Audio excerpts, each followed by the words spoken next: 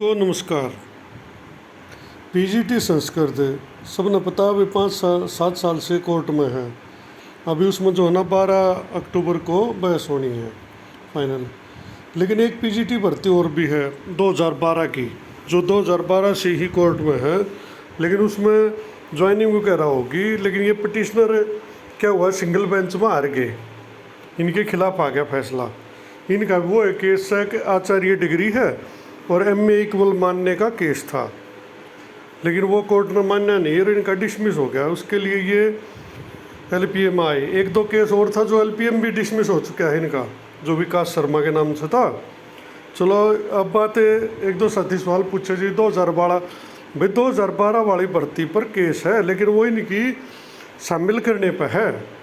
अगर by chance ये शामिल हो गए आचार्य वाले, तो जाहिर सी बात से भाई अगर उस पोस्ट खाली नहीं होंगी और इनकी योग्यता बन गई, इनको कोर्ट ने अलाउड कर दिया, तो जाहिर सी बात है रिजल्ट रिवाइज भी हो सके है, मे भी संभावना है।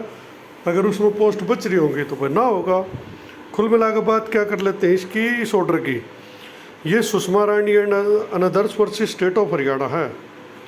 इसका जो है ना केस डिटेल CWP 22/666 है। इसी को अलाउड कर दिया था डबल में, और इसी पे अब तारीख लग रही है 1 दिसंबर 2022 और उसकी है अक्टूबर की 12 अक्टूबर की। इसका मैं ऑर्डर भी दिखा देता हूँ। ये 2012 की भर्ती भी केस था।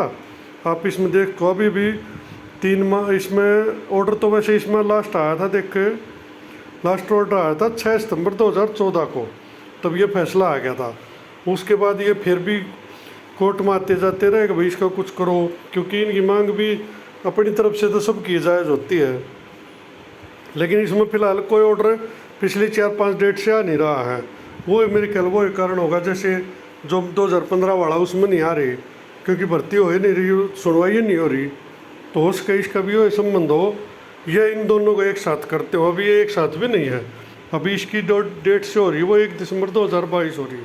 अब इसका ऑर्डर देख लेते हैं क्या ऑर्डर आया था। इसका ऑर्डर जो है ना इस केस में आया था विकास शर्मा वाले में, क्योंकि सेम केस थे दोनों 19/263 में। यही ऑर्डर उसमें लिख दिया था कि भाई इसके लिए संबंधित ऑर्डर वो देखो।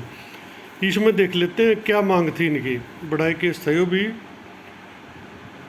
Bye this order I propose to decide ये CWP number where the petitioner are praying for issuance of a writ in the nature of mandamus directing for Haryana school teacher selection board to treat the Acharya degree equal to MA Sanskrit as per the letter dated 10/5/1975। इसमें जो है ना ये मांग की गई थी कि कोर्ट HSTSB को डायरेक्शन दे कि वो आचार्य का जो डिग्री है उसको MA संस्कृत के इक्वल माने। और इसी का ये केस था। Applied for the post graduate teacher PGT Sanskrit, some of them appeared in their candidature would be rejected at the time of interview. ये इंटरव्यू के टाइम जो है ना मना कर दिया था कि भाई आपकी on ground that they do not possess MA degree in Sanskrit, कि भाई हमने तो MA संस्कृत मांगी है, ओनली इक्विवेलेंट हमने मांगे ही नहीं है in MA Sanskrit which is qualification prescribed in the advertisement, while other are those who candidature has been rejected on this ground. कुल मिला के इस ग्राउंड पर रिजेक्ट कर दिया कि भाई इनने किसी ने कुरुक्षेत्र से ली थी, किसी ने आचार्य संपूर्णानंद संस्कृत यूनिवर्सिटी। काफ़ी बड़ा केस, वीडियो लंबी हो जाए, लेकिन मामला ये ही था। ये अपने हवाले दे रहे थे कि भाई हमारे पास ये सबूत से, लेकिन कोर्ट ने कुछ नहीं मानना था। और जो यूनिवर्सिटी की बात आई थी उन्होंने आकर में कह दिया कि यूनिवर्सिटी तो खुद अपनी डिग्री को इक्वल नहीं मानती, MA संस्कृत को, MA आचार्य को। KUK की बात थी। ये डिसीज़न देख लेना, पढ़ भी लेना, डाउनलोड भी कर लेना। मैं मोटी मोटी ही बात बता दूँ डिसीज़न की। इसमें इन्होंने आखिर में क्या कहा, ये इनका डिसीज़न आ गया था भाई। As regard to the claim of petitioner that the court in its judgement Ravindra Kumar का कोई फैसला होया था, उसमें कह दिया था इनको इक्वल मानना था। लेकिन इन्होंने कहा है in the light of fact that the statutory rules governing the service 2012 rules MCom वो एग्जिस्टेंस में आ गए हैं, और इसलिए वो जो पुराना फैसला था वो इस पर लागू नहीं हो सकता। It is not a position in the present case. वो पोजिशन अलग थी, ये अलग थी। As it is not reflected there where the equivalent qualification was permissible और नॉट, क्योंकि इसमें इक्विवेलेंट क्वालिफिकेशन परमिसिबल नहीं थी।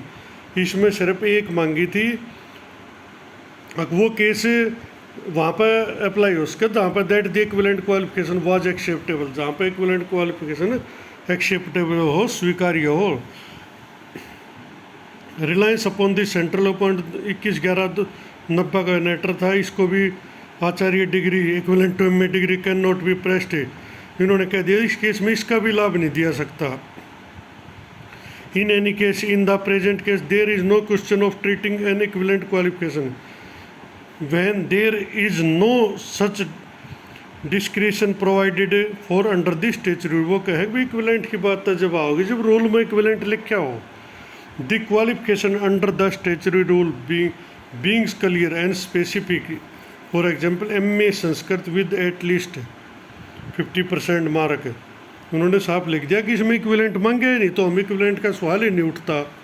The court can not import such a condition qualification would which would make the candidate possessing an equivalent degree eligible for appointment when the statutory rules do not permit so. इन्होंने कहा कि भी court ऐसा कोई आदेश नहीं जारी कर सकती जब क्वालिफिकेशन में जो अथॉरिटी है उसने इक्विवेलेंट मांगे ही नहीं, तो हम किसी इक्विवेलेंट डिग्री वाले को एलिजिबल नहीं कह सकते।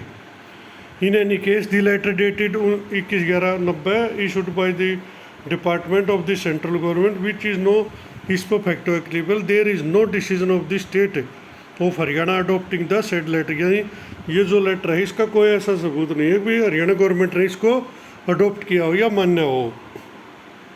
इन view of the above finding no merit in these petition the same stand dismiss. इस प्रकार जो है ना ये सारी डिसमिस कर दी थी भाई, और इनका दावा नहीं माना गया था। और अकॉर्डिंग टू मैं ये भर्ती पूरी होगी थी, में संस्कृत वाले ज्वाइन भी हो चुके होंगे। ये क्वालिफिकेशन थी भाई। The qualification prescribed in the advertisement and the 2012 rules are identical for appointment to the post of PGT Sanskrit. The same read as follows MA Sanskrit with at least 50% mark and BEd from recognised university. कुल मिला के इन्होंने कह दिया there is no equivalence clause mentioned therein. तो इन्होंने कह दिया जब इक्विवेलेंस क्लोज मांगे तो इस बेस पर भैया केस डिसमिस हो गया था। लेकिन इसके बाद ये कैंडिडेट पहुँचे अब जब ये 2017 का ये रूल आ गए और इन्होंने कह दिया भाई इसको इक्विवेलेंट माना जाए और क्वालिफिकेशन चेंज कर दी, तो अब इनका थोड़ा दावा बन गया है। तो ये मांग सिर्फ यह है कि भाई इसको जो है ना रेट्रोस्पेक्टिव लागू करो। ये जो आचार्य को इक्वल मान्य है, बीएड शिक्षक शास्त्री को इक्वल मान्य है, इसको रेट्रोस्पेक्टिव लागू करो। और 2012 की जो भर्ती है, जो हमारा केस था कैंडिडेट रद्द किया था, उसको हमें एलिजिबल करो और ज्वाइनिंग दो। कुल मिलाकर मुद्दा है ये। तो भाई केस इस भर्ती पर भी है और सेम जहाँ तक मुझे लगता है जो 2015 वाली पर निर्णय होगा वो इस पर होगा, क्योंकि उसमें वो मुद्दा है कि 2017 के रूल है, सरकार ने मना कर दिया कि 2015 में हम लागू नहीं करते इनको, तो 2012 में कैसे करेंगे। अब कोर्ट ने तय करना है कि ये रूल है जो इक्वल मान्या गया है, इन्होंने मान तो लिया गवर्नमेंट ने। अब कोई नई भर्ती आओगी तो वो एमए आचार्य लिखी हुई आओगी, संस्कृत आचार्य शिक्षा सबको एलिजिबल कर लिया। लेकिन मुद्दा है सिर्फ इन 2 पुरानी भर्तियों का, अभी उसको रेट्रोस्पेक्टिवली उस लेटर को पीछे से लागू किया जाए या ना किया जाए। अगर जो 2015 वाली पर लागू हो गया वो बाई चांस आचार्य वाले एलिजिबल हो गए, तो भाई मुझे लगता है 2012 वाले भी एलिजिबल होंगे फिर तो, क्योंकि उसी रूल पर 2012 की वह भर्ती हुई, 2012 की भी यह भर्ती हुई। तो कुल मिला के इन कैंडिडेट का चांस तो बनता है भाई। अगर डिसीजन है 2015 वाले आचार्य के हक में जाता है तो इनके भी हक में ऑटोमेटिक रूप से जाएगा। बाकी इसकी डेट अलग है, इसकी दिसंबर में है और उनकी अभी फरवरी में है। बाकी देखते हैं। और कोई किसी के पास इससे संबंधित कोई जानकारी हो, कोई डॉक्यूमेंट हो, तो वही व्हाट्सएप नंबर चैनल पर है, उस पर शेयर कर सकते हैं। धन्यवाद।